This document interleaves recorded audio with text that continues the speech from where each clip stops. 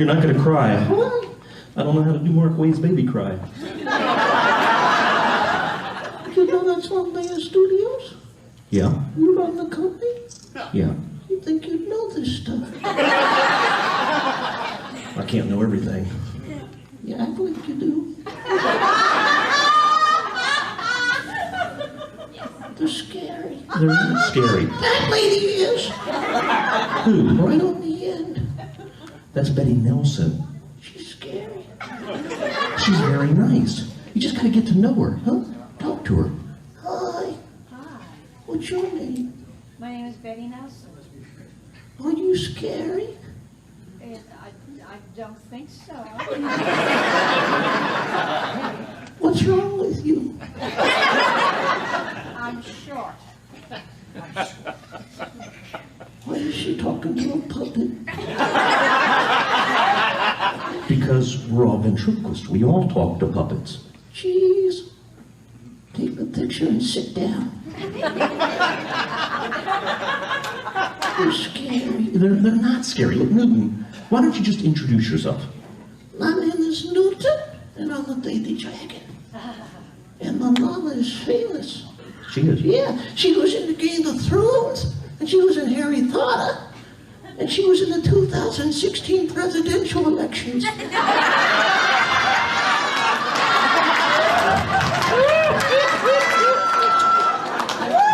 There were no dragons in the election. Yes, there was.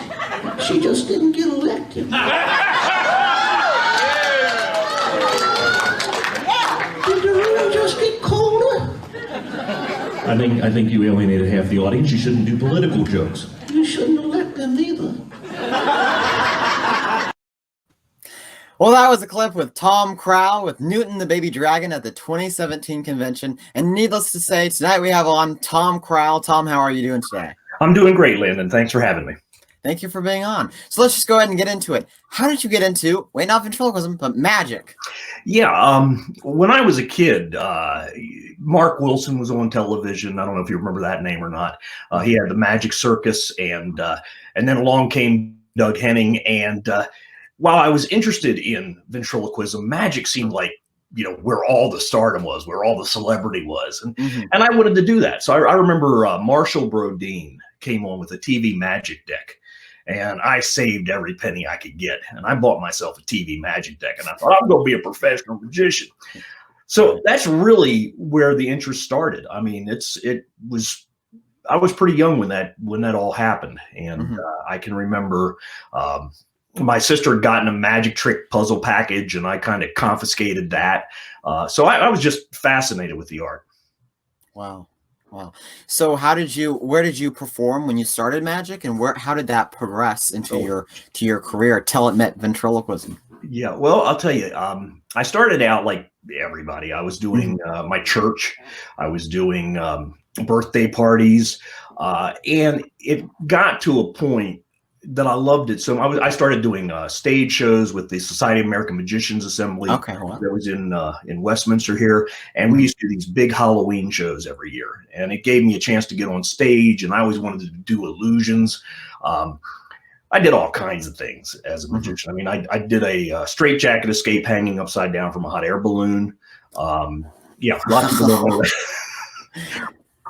Yeah, crazy stuff that I look back and go, I could have been killed. What was I thinking?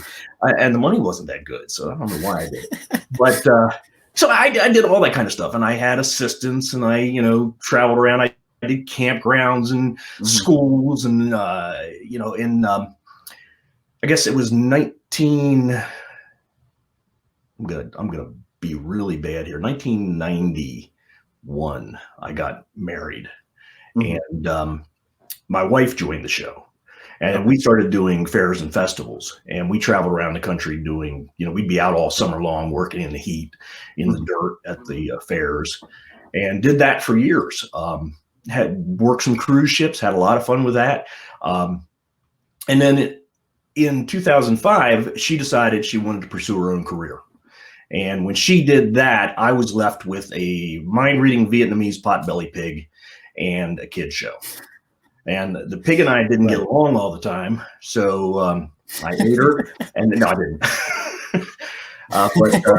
yeah, I retired her, and then I got rid of the kids show, and I thought I'm going to do ventriloquism, and so I got back into it. I had done it as a kid, had a Simon Says out of the Sears catalog, and I called Ken Groves, who I think you know. Yes. And, and Ken's like, hey, come on out. I'll teach you how to do this stuff.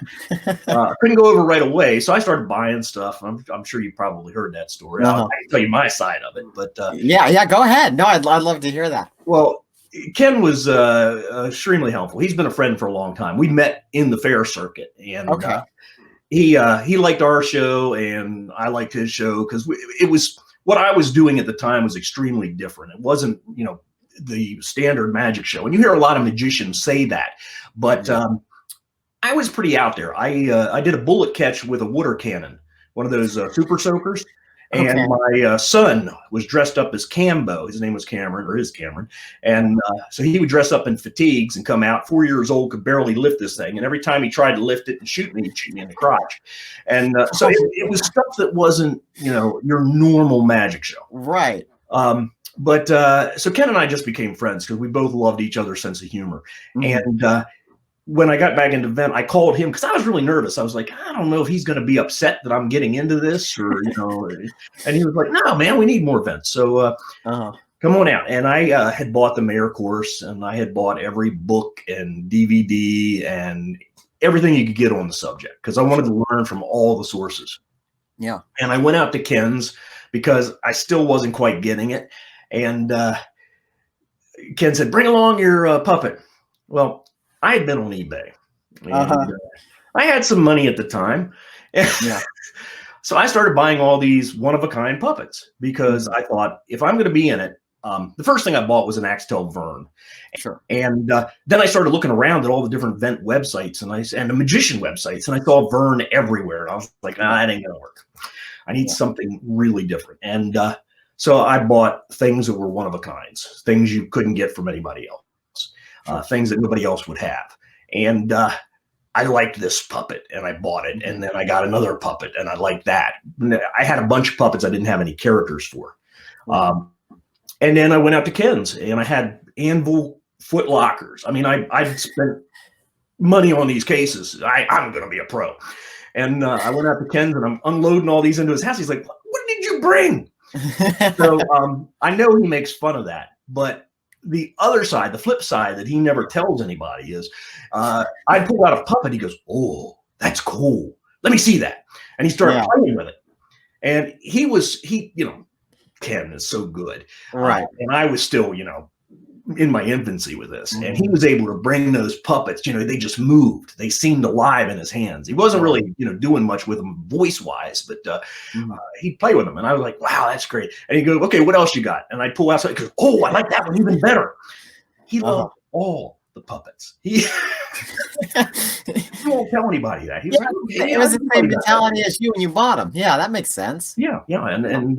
But do you know that to this day, I don't think I've used more than a few of them on the stage. So when I first got started, I had a local photographer here in town who's a friend of mine. He lined me up with all my figures, the standard event pose. I got, here's all my figures, and it was a cool shot. Right. But then people would go, well, are you going to use all those in the show? And I was like, no, because I don't have characters for them. But I didn't tell them that. I just said, oh, well, that's not really for a kid show, or that's not, you don't want that. That's for an adult, or a kid show. You're an adult act. Right. You're an adult audience. So, and then, Dangerous came along. And the moment I took him on stage, he just clicked with me. And I know that, that a lot of people go, I'm looking for that character that I can click with. I had his personality in mind the whole time. But when I had that puppet, that personality worked with that puppet. And I thought it's funny because I have a friend named Eugene Softy. I don't know if you know him or not, but Eugene actually keeps telling, he does these jokes like, I'll pay for the check and put it on my bill. And Dangerous is not a duck. He's a person. Right. To be a duck. And so, that's kind of the comedy that comes out of him. He does things that you never see a duck do. And the same thing with Newton, which you saw in the clip. He's a baby dragon, this ugly thing that's huge, that could swallow me, is scared of everybody. So I don't know where I'm going here. I probably rambled off the question. No, but that's interesting because earlier you mentioned that it was a puppet, but not a character. Can you talk about the difference? Because I think that's a great point. And that's something, I tell people all the time. You see a great puppet, and you probably have done this. Have you bought puppets you don't use? Oh, sure. Okay. Yeah. And that's what I built puppets I don't use. Yeah. That's dangerous. But you can sell them. So, you're right. Yeah. But I mean, a puppet doesn't have any kind of character. And when I see a vent pull out a puppet and do 2 or 3 minutes with it, and they do some jokes, and then they just kind of throw it away, and then they bring out another puppet, and it's the same thing. Yeah. The puppets don't have any real character. Some of them have the same voice. So the difference between a puppet and a character, it's so much easier to write for a character. A character has, a defined personality. That personality, that character, and you can base it on people that Dangerous is based on a couple of my friends who are very funny and very sarcastic. And, I can, whenever I'm working with him, I can hear them in my mind. I know what they would say if I said this. I mean, I know them that well. And so I already know what Dangerous is going to say because he's already alive for me. And, when you just have a puppet, people go, I want to get a puppet. I want it to be this. I want it to be that. I remember going down to the 2016 Vent Convention. I took Newton around. I had just got him. Had this art student build him for me. And he's absolutely a phenomenal puppet. Beautiful. I mean, he's gorgeous. He's got individually built scales. I just wanted to mention that because it's, as a puppet builder, that's a tedious build. Oh, and the thing is, and the woman who built him, she was a college student, an art major, who happened to love making puppets. And what she charged me for him, she said, I will never build another one for that. And I gave her more money than she asked for. Right. But the thing is, she's an art student. She doesn't build puppets for a living. So Newton has some issues. And because he wasn't meant to be used constantly. And that's what I do. I use puppets constantly. So it's just little odds and ends that I want to change on him. And I don't have the skill to do that. And I need to get him to somebody who can. Yeah. But anyway, I took him around to the convention, and everybody was like, I was asking people, what kind of voice would you put with this character? And they were all like, the Sean Connery voice from, was it Dragonheart?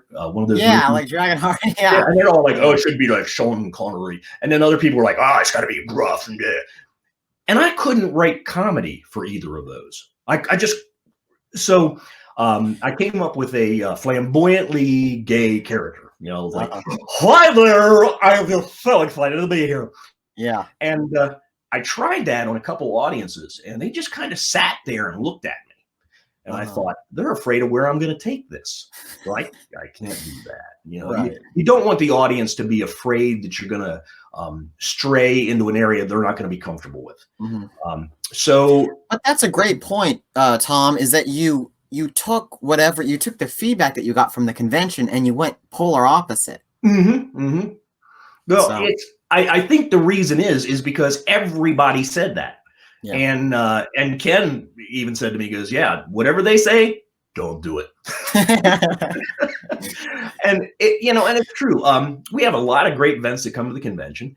But when you're doing comedy, you've got to think outside of just the puppet. You got to think outside of just how it looks. You got to think of the character and what it's going to be. And coming up with that baby idea was not easy. I had another character that I was working on as a baby, a Mary Ann Taylor baby. And it was almost going to be a baby and then go into one of those, what was the Roger Rabbit, Baby Huey? Yeah, it was good. Okay, time's up. I'm out of here. I got a date. That kind of Right. thing. So, but he didn't work out real well either. And so I took the baby voice and added it to Newton. And the first time I walked on stage with it, I was at Knoebel's theme park. I've been doing them for this will be 25 years if they open this year. And I walked on stage with it and I used that voice and the whole crowd just broke up. And at the convention, it was the same way. Yeah. When he said, hi, everybody just started cracking. They were not expecting that voice. Yeah. But it's because they had that expectation for what voice they wanted you to use for them. Exactly. And when you add that, it's like when you do a twist on a joke, but it's a whole different thing, but it's super neat. Yeah. Yeah. And so, that's how he came about. I kept playing with it and, I'd ask everybody. I was, and it's still, he's not a 100% defined character. I know he's a baby, but it's very hard to write comedy for a baby for me. So even though he's like 675 years old, it's not easy. So, he's, that was the story behind Newton. So, yeah. Well, that's interesting. Can you talk about how you write for Dangerous? Because you said that Dangerous is not a duck. And that's what's interesting, too, is I feel like if anyone else, that had a duck puppet, they do the typical duck puns or put it on my bill or all that. How do you write for is it like writing for a cheeky boy character, but having it in the form of a duck, or is it totally different? What's your approach? A little bit. The old dialogue books, so many people read. And they go, well, if I got a joke out of them, it was worth the $2 or whatever Clinton charged for them. But most of those jokes are available on the internet for free. And honestly, the dialogue books in themselves were not good examples of a conversation. They just aren't. Right. If you sit around and, you write for your characters. Your dad will help you with that?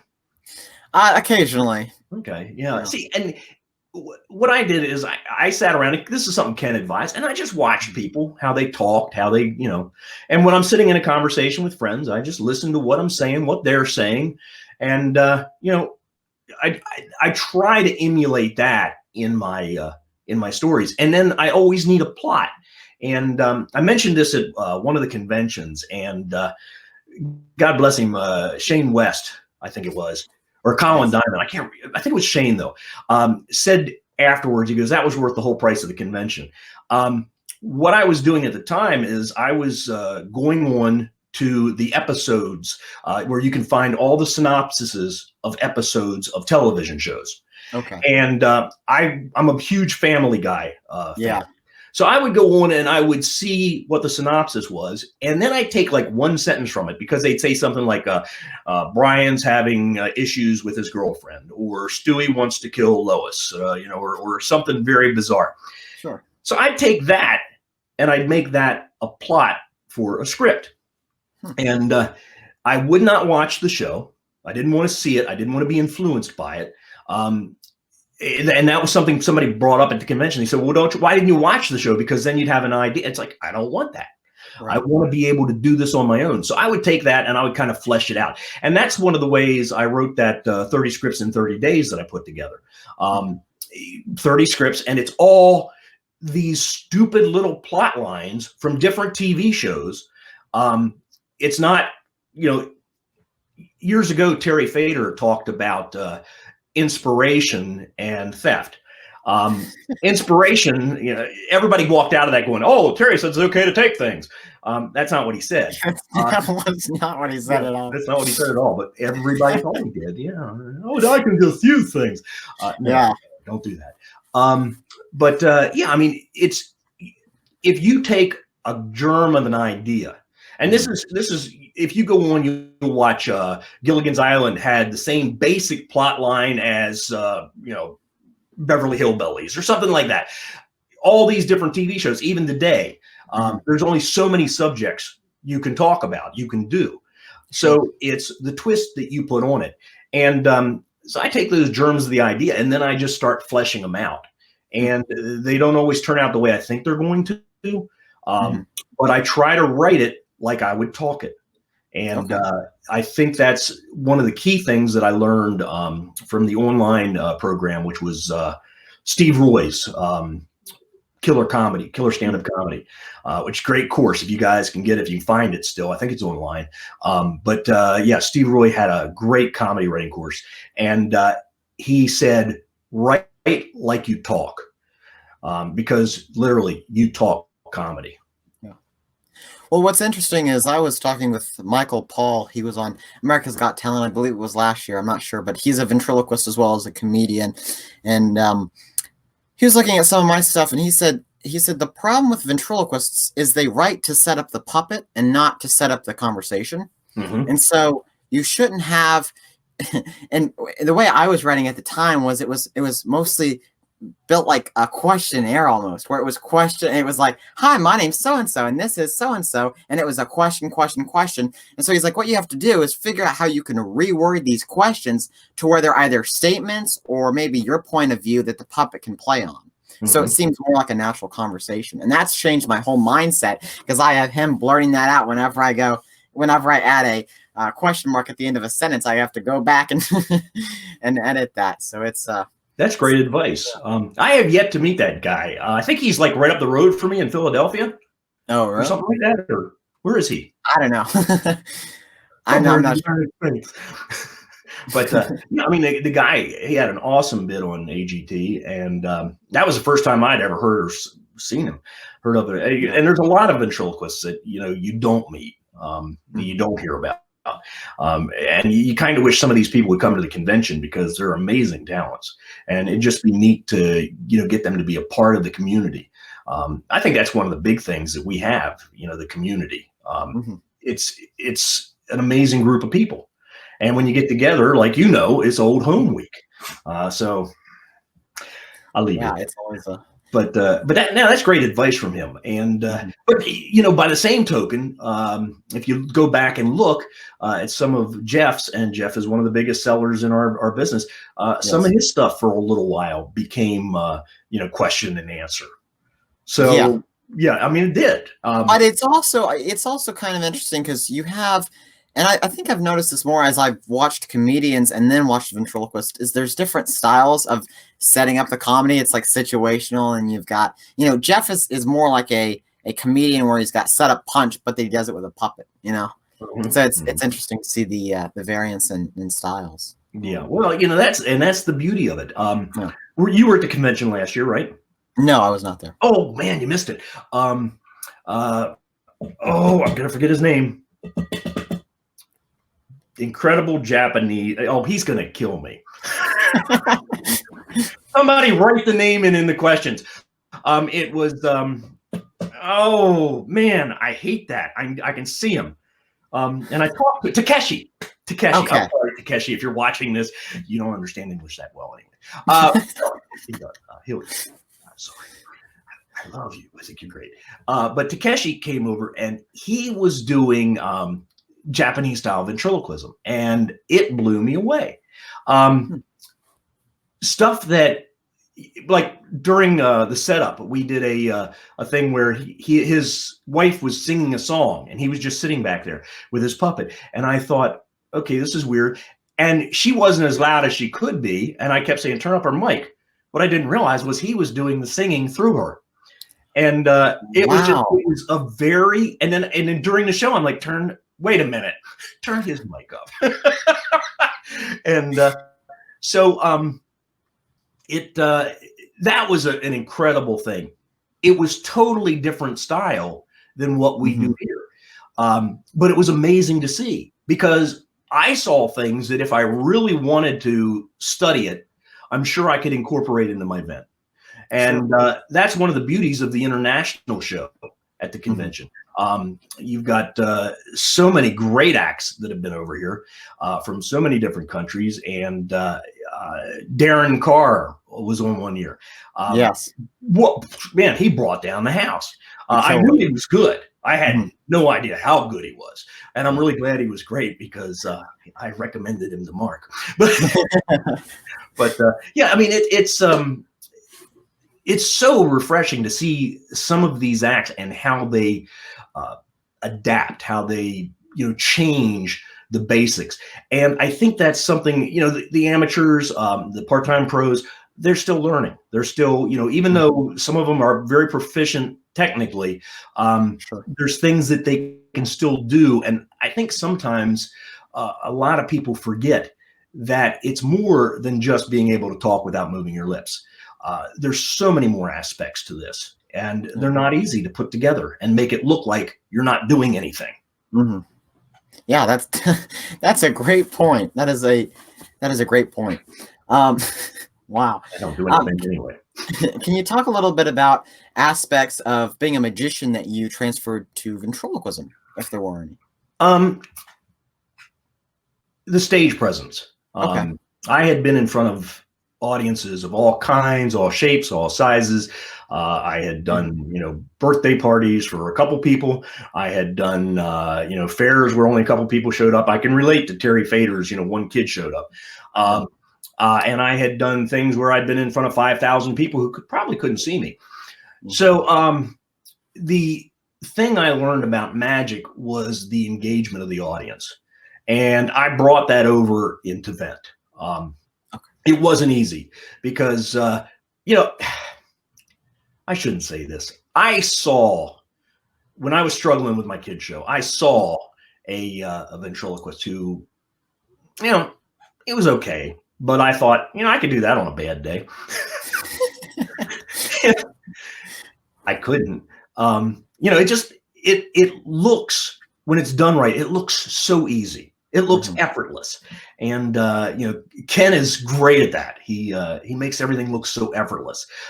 Jay Johnson is phenomenal at that. His voices and his modulations, just incredible. Terry is just phenomenal. There's so many great vents out there. But I thought, yeah, I could do this. And then I picked up a puppet. And when I first put a puppet into the show, Landon, I thought, I've got about 3 to 5 minutes with this puppet. I'm going to, say, hey, would you like to see something new? And then I bring out the puppet and I do it. And it didn't get laughs. And with the magic, I did comedy. Comedy's always been my thing, whether it's magic or ventriloquism or whatever. I love making people laugh. I think there's nothing better than getting the audience to roll on the floor. Yeah. And so now I just lost my train of thought. That's what old age does to you. It's my bedtime. Anyway, no, I was going somewhere with this and it was really important. I brought the puppet out, is what I was getting ready to say. And I do like 30 seconds to a minute with it. And it wasn't getting laughs. And when you're not getting laughs, you're just a person up there with a puppet, You go a minute on that stage with no laughs and it's brutal, especially when you're used to like 4 to 6 laughs a minute. Yeah. And with my magic, I could get that.